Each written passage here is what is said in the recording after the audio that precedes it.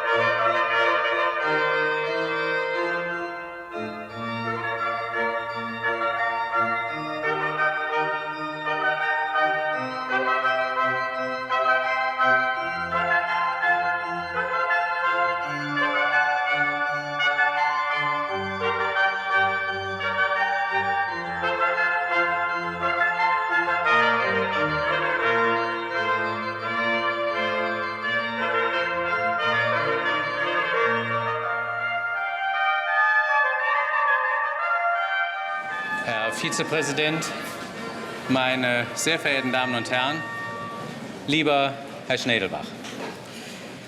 Ihre Versuche, gerade durch scharfe Charakterisierungen Verbindendes zwischen zunächst gegensätzlich erscheinenden Positionen erkennen zu lassen, haben Sie zu einem philosophischen Friedensstifter der besonderen, nämlich der unmöglichen und doch so notwendigen Art werden lassen. Unmöglich darum, weil nicht einmal Philosophen, die in ähnlicher oder korrespondierender Weise ihre Erfahrungen, Begründungen und Reflexionen in einem Diskurs zu verbinden vermöchten, sich unter ein gemeinsames geistiges Dach begeben oder locken lassen würden. Notwendig darum, weil Philosophie trotz aller Philosophen sich nur im Gespräch entwickeln und zum Philosophieren werden kann. Und damit komme ich zu einem zweiten Punkt, den ich nicht nur mit ihrer Arbeit, sondern auch mit ihrer Person verbinde. Unmögliches versuchen. So könnte der Titel dieses charakteristischen Zuges ausfallen. Aber es geht dabei nicht um einfach das bloß Unmögliche. Es geht um das Unmögliche, das eigentlich möglich sein sollte und dessen Thematisierung in diesem Sinne Not tut. In vielen ihrer Tätigkeitsbereiche habe ich erlebt, dass sie dort, wo sie sahen, dass Regeln in Ungerechtigkeiten, Traditionen in Gedankenlosigkeiten oder auch kollegiale Verhältnisse in Kartellbildungen umzuschlagen drohten, dass sie dort aufgetreten sind und sich zu Wort gemeldet haben. Dies konnte vielen nicht gelegen sein und da war denn auch Protest und Widerspruch zur Stelle. Wie immer man im Einzelnen zu ihren Einwürfen Stellung beziehen mag, ich selbst stand ihnen trotz meines ausgesprochen anderen Äußerungstemperamentes dabei inhaltlich zumeist sehr nah. Auf jeden Fall waren es Einwürfe, die zur kritischen Selbstreflexion gezwungen und, wie ich überzeugt bin, untergründig und langfristig Wirkung entfaltet haben.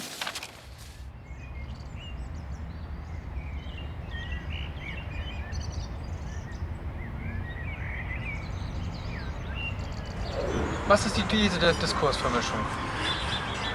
Ja, also ich habe zunächst einmal versucht, den Diskursbegriff, der ja in allen Farben schillert und der in Deutschland von Habermas im Wesentlichen eingeführt worden ist, aber im Französischen oder im Englischen auch was ganz anderes bedeutet, mal ein bisschen zu präzisieren. Und habe mir überlegt, dass auch in der Philosophie, philosophischen Diskurs, wie wir sagen, also in der philosophischen Rede, geht auch immer sehr viel durcheinander.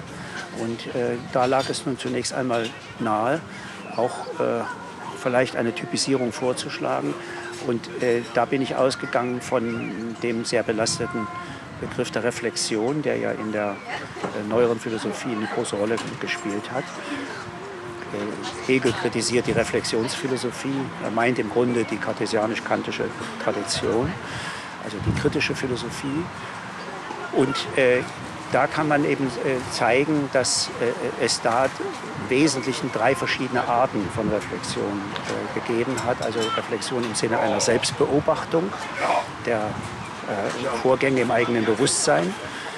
Dann auch als zweiter Typ das Nachdenken über die Geltungsgründe.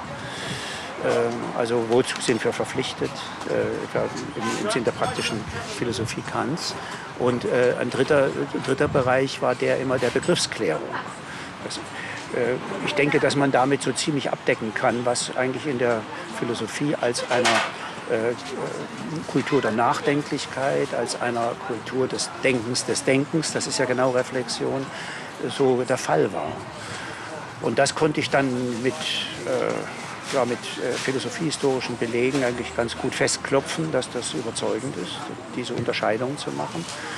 Und dann habe ich versucht, das eben sprachanalytisch zu wenden und dann eben zu sagen, naja, also was hier eigentlich vorliegt, zum Beispiel in dieser Erlebnisbeschreibung der Quasi-Psychologie, etwa bei den Empiristen, das ist im Grunde ein deskriptiver Diskurs. Also hier wird versucht, Denken, Sprachverhalten zu beschreiben. Wo ist der deskriptive Diskurs? Zum Beispiel bei Husserl. Husserl ist sozusagen der sozusagen die Phänomenologie des Bewusstseins. Das ist eigentlich das Paradestück für das, was ich dann deskriptiven Diskurs genannt habe. Beim normativen Diskurs ist es so, dass es da eigentlich um Sollensfragen, um Geltungsfragen geht. Und das kann man auch wieder an der Sprachform festmachen. Und dann wichtig ist als drittes eben der explikative Diskurs. Das ist eben der Versuch, mit sprachlichen Mitteln die Begriffe zu analysieren, zu kritisieren, zu klären und zu kritisieren. Das habe ich dann explikativen Diskurs genannt. Es sind also wieder 3 rausgekommen. Man kann vielleicht auch noch mehr finden, aber mir war das nicht möglich. Und das Wichtigste, was ich damit verbinde, ist, dass man, wenn man diese Unterscheidung mal gemacht hat, dass man da auch eine Möglichkeit hat, ziemlich vieles in der Philosophie zu kritisieren. Also zum Beispiel bei Husserl kann man sehen, dass häufig da diese Phänomenologie des Bewusstseins, also dieser deskriptive Diskurs, in Wahrheit Begriffsexplikation anstrebt. Also dann hat man eine Vermengung des Deskriptiven mit dem explikativen Diskurs.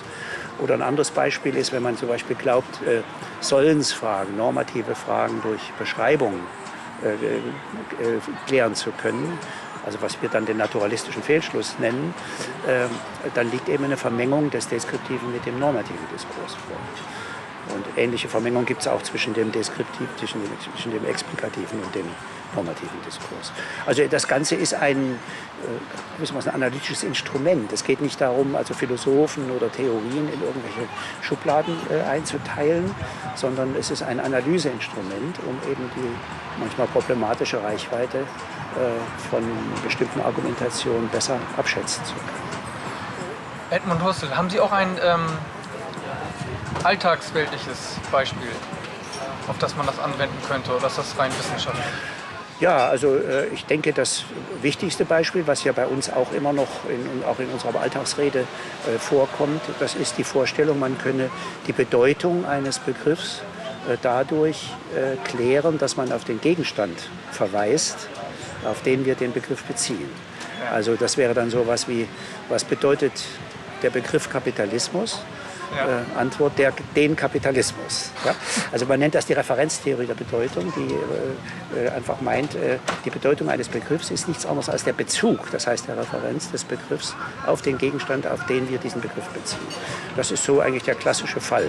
Vielleicht ist das Kapitalismusbeispiel nicht so gut, aber wenn man vielleicht sagt, was bedeutet der Begriff Mensch? Naja, den Menschen. So. Und das ist natürlich überhaupt nichts, damit ist überhaupt nichts gesagt. Das ist eine Vermengung des explikativen Diskurses mit dem deskriptiven Diskurs, weil man dann vielleicht noch glaubt, naja, wenn einer sagt, ja, was ist denn die Bedeutung des Begriffs Mensch, ist der Mensch, und dann fängt er vielleicht an, den Menschen zu beschreiben und meint dadurch, den Begriff Mensch geklärt zu haben. Und das kann man eben zeigen, dass das nicht funktioniert. Fällt Ihnen noch ein Beispiel ein zur Vermischung mit dem normativen Diskurs? Ja, also ich denke, dass so unsere neumodische Wertedebatte dafür so ein Beispiele liefert. Also wenn man sich zum Beispiel fragt, wozu sind wir verpflichtet, zum Beispiel das Gute zu tun. Ja? Und dann wird gesagt, ja, das Gute, ja, das ist doch der Wert, das Gute. Und dann glaubt man, wenn man jetzt genau auseinanderlegt, was wir mit dem Guten meinen, dann hätten wir auch schon die Verpflichtung erklärt, das Gute auch zu wollen. Und das ist natürlich nicht der Fall. Denn man kann natürlich sich sehr lange über den Begriff des Guten unterhalten, kann den Begriff explizieren in allen möglichen Hinrichtungen, in allen möglichen Hinsichten, Hinrichtungen.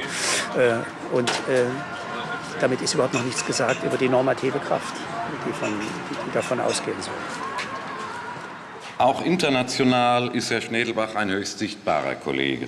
Dies zeigt sich an der Vielzahl seiner ausländischen Einladungen, die ihn in alle Teile der Welt führten, wozu eben auch so fernliegende Länder wie Japan, China und Argentinien gehört haben. Aber ich habe halt immer mal Einladungen ins Ausland, auch mal hier und da. Philosophische Einladungen. Ja, zum Beispiel jetzt gibt es eine Tagung in Turin im Oktober. Und da muss ich noch einen Vortrag hinschicken, damit er übersetzt werden kann. Und das ist dann zu welchem Thema? Das geht über Aufklärung, Religionskritik. Das ist ja auch so ein Steckenpferd inzwischen geworden. Ja. Fühlen Sie sich wohl in der Rolle des Religionskritikers?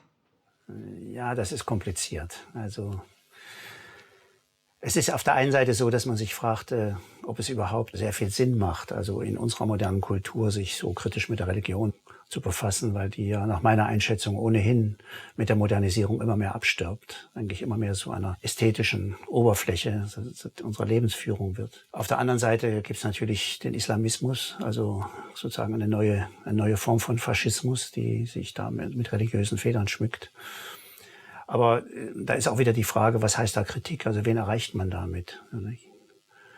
Ich denke, Religionskritik, wenn man das so versteht im Sinne von Kant, dass man einfach auch mal fragt, so was sind eigentlich die bewahrenswerten Elemente, also im Sinne von Unterscheidung, nicht Destruktion von Religion, das kann nicht das Thema sein. Da gibt es natürlich auch eine neue Diskussion über die Frage, was überhaupt Religiosität in der modernen Welt, in der entzauberten Welt sein könnte und was darin möglicherweise bewahrenswert ist. Also in dem Sinne schon, finde ich schon noch ein wichtiges Thema. Aber die großen Religionen sind auf dem absteigenden Ast. Sie können nicht mehr die Rolle erfüllen, die sie mal gespielt haben. Ja, das kann man nicht so im Singular sagen. Also das muss man regional unterscheiden. Also zum Beispiel in Amerika ist eben doch das fundamentalistische Christentum ist ja nur noch eine wirkliche Macht, also auch eine kulturpolitische Macht. Und dann vom Islam, der ja weltweit wächst, glaube ich, kann man nicht sagen, dass er abstirbt. Aber wenn ich jetzt mal hier so den europäischen Westen mir angucke, also da glaube ich schon, dass die Bedeutung also vor allem der verfassten Religion sehr stark zurückgeht. Und wenn man mal sich anguckt, was die Leute wirklich glauben, also darüber gibt es ja Untersuchungen, dann ist das schon erstaunlich, wie ausgedünnt das ist.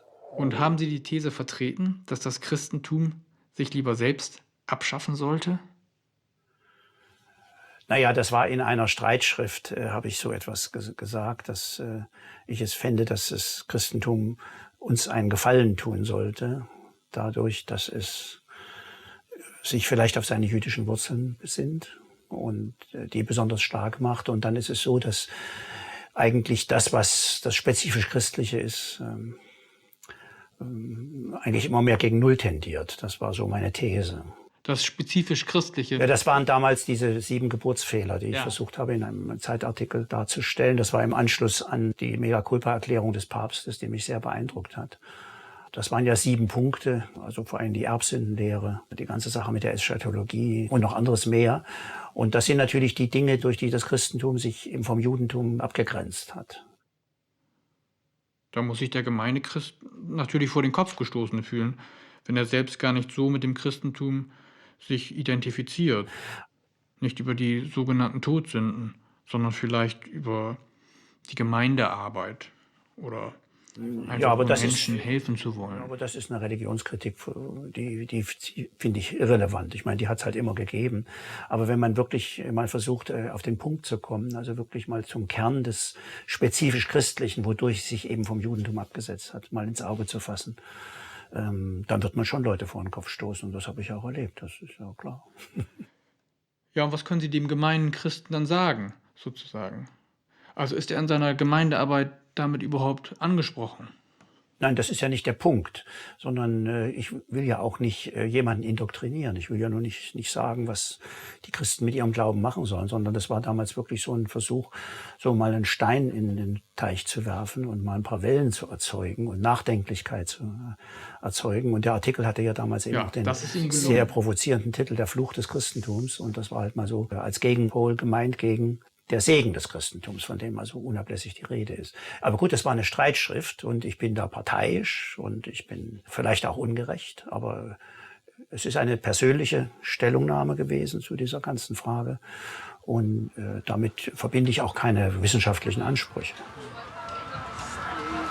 Wenn man einen Artikel in der Zeit veröffentlicht mit dem Titel Der Fluch des Christentums, dann ist doch klar, dass so eine Frage, ob das Christentum ein Segen oder ein Fluch gewesen ist für unsere kulturelle Gesamtentwicklung, das ist doch keine Sache, die man entscheiden kann, wie man eine wissenschaftliche Frage entscheiden kann. Das ist eine Frage der persönlichen Urteilskraft. Natürlich soll das, was man dann sagt, was man zugrunde legt, auch haltbar sein. Also die Informationen, auf die man sich bezieht, die müssen wissenschaftlich hieb- und stichfest sein. Und ich habe ja auch gar nicht abgezielt wie in einem wissenschaftlichen Text sozusagen auf allgemeinen Konsens, sondern ich wollte gerade polarisieren. Ich wollte gerade diejenigen auch provozieren, die permanent vom Segen des Christentums reden, damit sie wirklich mal sagen, worin der besteht. Und das ist was anderes als Begriffsexplikation. Ja, natürlich, völlig. Ich meine, ich habe ja auch keine Begriffe da expliziert, sondern ich habe in der Reaktion auf die 7 Todsünden des Papstes Johannes Johannes Paul II. Habe ich mal eine Gegenrechnung aufgemacht und habe mal versucht zu zeigen, dass die Dinge, die er als Todsünden des Christentums angeprangert hat, dass die eben wirklich aus dem Prinzip des Christentums folgen. Und das ist natürlich eine Gegenthese, die von Standpunkten, von Perspektiven, von persönlichen Einschätzungen abhängt. Und das ist ja gerade auch der Vorteil des Feuilletons. Das ist ja der Unterschied zwischen Feuilleton und dem wissenschaftlichen Diskurs, dass gerade im Feuilleton, zum Beispiel auch bei Literaturkritiken, Musikkritiken, da wird ja gerade verlangt, dass der Kritiker sich auch persönlich zu erkennen gibt. Und das ist ja gerade das, was wir in der Philosophie nicht wollen. Wir wollen in der Philosophie keine persönlichen Stellungnahmen. Und was ist dann wissenschaftlich? Naja, wissenschaftlich ist dann das, dass man sich auf das bezieht, was allgemein überprüfbar ist und dass man mit seinen Aussagen dann Geltungsansprüche erhebt, von denen man voraussetzt, dass sie von jedem anderen, der die gleichen Informationen hat, auch geteilt werden können. Also es soll verallgemeinerungsfähig sein. Und das tun Sie zum Beispiel, indem Sie analysieren, was der Begriff Religion und Religionskritik bedeutet und was er mit Aufklärung zu tun hat. Ja, welcher Zusammenhang zwischen Aufklärung und Religionskritik besteht. Dieser Zusammenhang wird von mir so rekonstruiert, dass ich damit den Anspruch erhebe, dass das, was ich sage, allgemein überprüfbar und auch verallgemeinerungsfähig ist. Sie haben Aufklärung mit Kant definiert. Habe Mut, dich deines eigenen Verstandes zu bedienen. In Turin trugen Sie vor, es spräche einiges dafür zu sagen, Aufklärung ist Religionskritik, beides ist wesentlich dasselbe. Ist dies eine historische Feststellung? Und Kants Definition reicht weiter, nämlich potenziell auch für eine Zeit, in der Religion vielleicht keine bedeutende Rolle spielt? Nein, das ist wieder ein Ausgang, ein intuitiver Anfang bei einem ziemlich verbreiteten Vorurteil, möchte ich mal sagen. Also es gibt doch eben eine sehr starke Tradition, die vor allem von den Marxisten gepusht worden ist, zu sagen, man muss mal die Religion abschaffen, denn die ist so das größte Hindernis für die Aufklärung.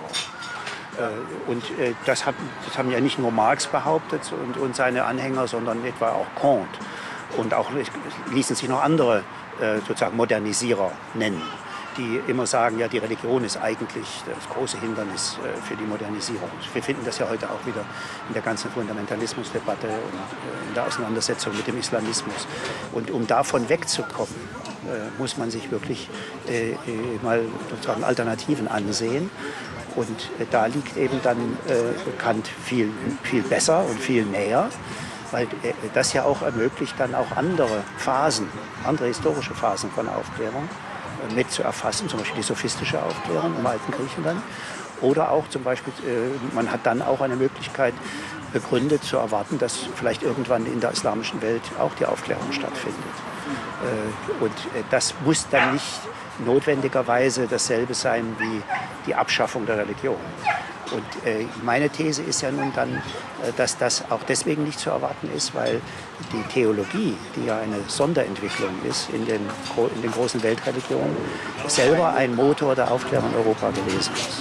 Das Judentum und der Islam haben nichts Vergleichbares ausgebildet. Und das hat ja immer auch Spannungen erzeugt, sehr starke Spannungen, also zwischen dem christlichen Glauben und der christlichen Theologie. Das ist ja so weit gegangen, dass etwa bei Anselm von Canterbury der Anspruch erhoben wird, die christlichen Wahrheiten allein durch Vernunft beweisen zu können, sodass man eigentlich die Offenbarung gar nicht mehr braucht. Aber das ist dann auch im hohen Mittelalter gestoppt worden. Da gibt es einen ganz wichtigen Beschluss 1277 in der Universität von Paris, wo sogar 167 Sätze von Thomas von Aquin verboten worden sind. Also das ist dann eigentlich auch das Ende dieser großartigen freien Auseinandersetzung zwischen autonomer Vernunft und christlichem Glauben, wie sie eben im hohen Mittelalter stattgefunden haben. Und seitdem sind die beiden Kräfte eigentlich auseinandergedriftet, wobei allerdings die evangelische oder protestantische Theologie, besonders dann so seit dem 19. Jahrhundert, eigentlich dann diesen Aufklärungsprozess wieder ganz energisch vorangetrieben hat. Entscheidend war dabei vor allem die historische Bibelkritik, ja vorher eine Sache der Aufklärungsphilosophen war, von den Kirchen bitter bekämpft wurde und dann eben im 19. Jahrhundert eigentlich zur Sache der Theologen selber wurde. Und dann kann man sich natürlich fragen, was bleibt am Ende von dem Christentum oder dem protestantischen Christentum übrig. Nietzsche hat ja sogar gemeint, dass in der christlichen Tradition selber schon die Tendenz zur Selbstabschaffung drin war, nämlich durch diese unbedingte Verpflichtung zur Wahrheit. Und diese Verpflichtung zur Wahrheit ist ja auch die oberste Maxime der Aufklärung. Über welches nicht fachphilosophische Thema könnten Sie sich am ehesten vorstellen, mal wieder im Feuilleton zu schreiben? Das kann ich gar nicht sagen, weil bei mir kommt immer irgendwie was Philosophisches raus. Wenn nun das Feuilleton hauptsächlich kritisch und offen kritisch ist, was die Theorien der Wissenschaft gar nicht sind, und die Philosophie auch kritisch ist, was kommt bei der Philosophie hinzu? Also ich finde, man kann den Unterschied zwischen Feuilleton und wissenschaftlicher Literatur, zu der ja auch die Philosophie gehört, kaum so beschreiben, dass man sagt, da kommt noch was hinzu, sondern es sind einfach zwei verschiedene Textsorten. Aber es gibt doch auch Philosophie außerhalb der Institution Philosophie. Ja, ich meine, das sind natürlich, da gibt es Grenzen. Es gibt vielleicht auch so etwas wie ein philosophisches Feuilleton. Ja? Und es gibt auch umgekehrt auch ein feuilletonistisches Philosophieren. Also das soll ja gar nicht ausgeschlossen sein. Aber wenn man zunächst einmal nach den Unterschieden fragt, muss man mal Pflöcke einschlagen und sagen, also das scheint mir wesentlich zu sein für Feuilleton-Literatur und das scheint mir wesentlich zu sein für wissenschaftliche Literatur. Die Wissenschaft ist, wenn sie richtig betrieben wird, auch in sich kritisch. Aber das muss ja nicht kulturkritisch sein oder gesellschaftskritisch, sondern zunächst mal bezogen auf das, was vorhanden ist an Argumenten, an Perspektiven. Wenn die Wissenschaft nicht richtig betrieben ist, könnte es also auch eine unkritische Wissenschaft geben? Nein, es gibt natürlich Wissenschaft, die nicht kritisch ist. Also zum Beispiel bleiben wir mal in der Philosophie, das war mal die Idee oder ist die Idee eines phänomenologischen Philosophierens, wo versucht wird, einfach zu sagen, was ist, zu beschreiben, was vorliegt, vielleicht auch zu erläutern, was noch bisher nicht verstanden ist. Da steht die Kritik nicht im Vordergrund. Das würde ich dann mal als nicht kritische Philosophie bezeichnen.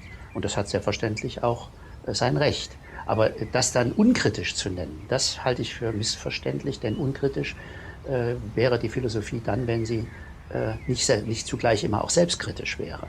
Und auch der Phänomenologe, also nur der beansprucht, Dinge klarzustellen, darf dabei nicht unkritisch sein, sondern muss natürlich aufpassen, dass das, was er sagt, auch stimmt und dass das auch dass das zustimmungsfähig ist. Also insofern sollte man nicht miteinander verwechseln, nicht kritisch und unkritisch. Unkritisch betrieben wird Wissenschaft dann, wenn da überhaupt kein Bewusstsein von dem vorhanden ist, in welche Kontexte etwas gehört oder von welchen Entscheidungen die eigene Wissenschaft abhängt. Also auch die spezialisierteste Wissenschaft ist immer mit normativen Problemen konfrontiert. Kann ganz simpel sein. Also wollen wir hier an dieser Stelle weiter forschen? Ist vielleicht eine andere Fragestellung wichtiger. Also ich meine, Verantwortung des Wissenschaftlers hat immer auch eine persönliche Seite. Es kann sich im Prinzip wohl niemand darauf herausreden, etwa in kritischen Fragen, in kritischen Punkten zu sagen, ich bin dafür nicht verantwortlich, ich habe ja nur das ausgeführt, was mir andere vorgeschrieben haben. Aber wo es tatsächlich um relevante Entscheidungen geht, wie zum Beispiel, wie werden Forschungsressourcen optimal eingesetzt, soll hier weiter geforscht werden und so weiter und so fort, dann sind das natürlich immer Entscheidungen, die in einem intersubjektiven Kontext fallen müssen. Und das hängt einfach damit zusammen, dass auch der gesamte Wissenschaftsprozess arbeitsteilig organisiert ist. Also das ist gewissermaßen so ein Mythos, sich vorzustellen, so wie vielleicht Newton oder vielleicht auch Darwin, so der Wissenschaftler, der so ganz einsam über den Niederungen der Wissenschaftsgemeinschaft schwebend, da so einsam Wissenschaft betreibt. Das ist heute einfach gar nicht mehr relevant und die Wissenschaft ist auch technisiert, zum großen Teil technisiert und dadurch ist von vornherein die Wissenschaftspraxis in ihrer in ihrem relevanten Kern immer ein intersubjektives Unternehmen. Und da müssen dann eben auch kollektive oder gemeinsame Entscheidungen getroffen werden. Natürlich gibt es immer noch große Leute, die dann zum Beispiel auch ein eigenes Max-Planck-Institut finanziert bekommen. Aber auch das muss heute, bei dem heutigen Stand, vor allen Dingen auch der technischen Forschungsmittel, wirklich institutionell organisiert sein. Und dadurch sind immer sehr viele Leute mit im Spiel. Abgesehen davon, dass natürlich dann auch das ganze Thema Forschungspolitik anzusprechen wäre. Denn die wirklich relevante Forschung heute, nehmen Sie die Gentechnologie, ist ja ungeheuer teuer. Da geht es ja auch um öffentliche Mittel. Und insofern ist das dann auch ein politischer Aspekt, der da mit hereinspielt, wenn es um die Verantwortung des Wissenschaftlers geht. Haben Sie ein Lebensmotto?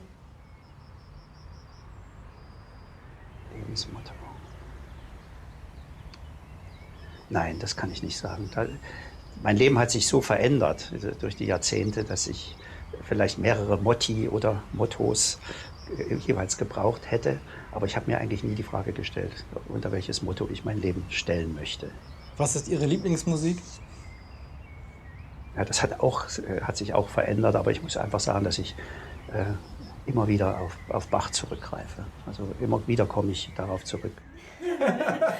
Schwierig. Das Gleiche. Ja, ja. Und dann die Bachsche Musik ist ein Wunder an Erfindungskraft bei gleichzeitiger formaler Fantasie und absoluter professioneller Könnerschaft. Und es wird eigentlich nie langweilig. Es ist, je mehr man sich damit beschäftigt, man entdeckt immer wieder neue Aspekte und kann eigentlich nur diese unglaubliche Kreativität bewundern. Also nach bestimmten Ausflügen in andere Bereiche komme ich eigentlich immer wieder auf den alten Bach zurück. Eine ganz tolle Melodie. It's very beautiful. Ja. Nichts in unserer Welt ist absolut. Alles steht in irgendwelchen Relationen zueinander und ist in vielerlei Hinsicht relativ. Wer hingegen ich oder wir sagt, kann Relativitäten zugestehen, aber selbst dazu muss er den Relativismus verlassen und erstmal einen Pflock einschlagen.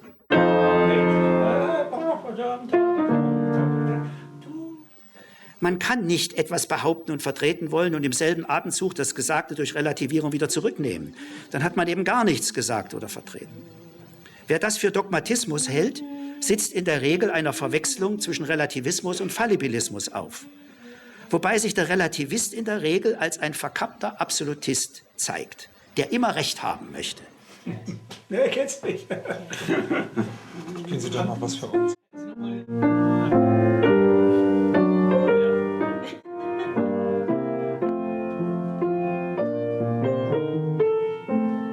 Jetzt stört's mich immer.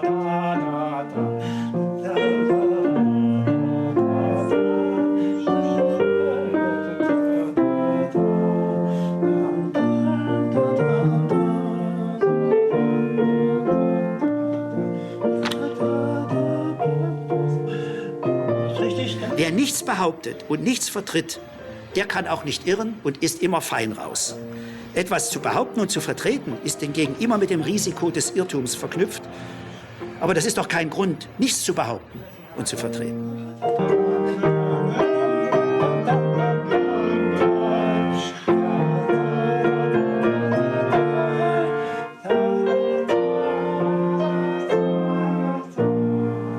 Jetzt muss man gleich noch die sowjetische dahinter spielen. Ja? Die war auch toll.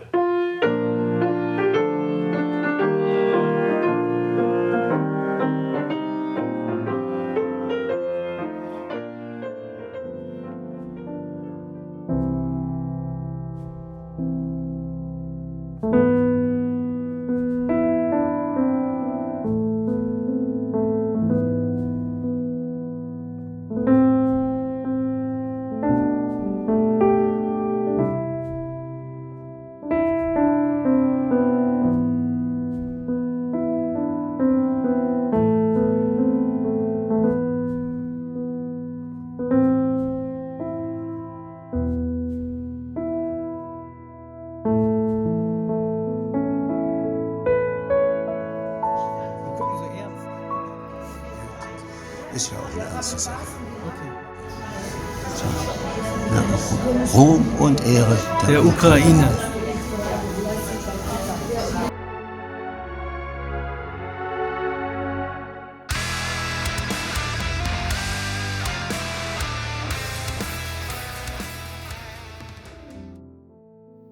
for orientation.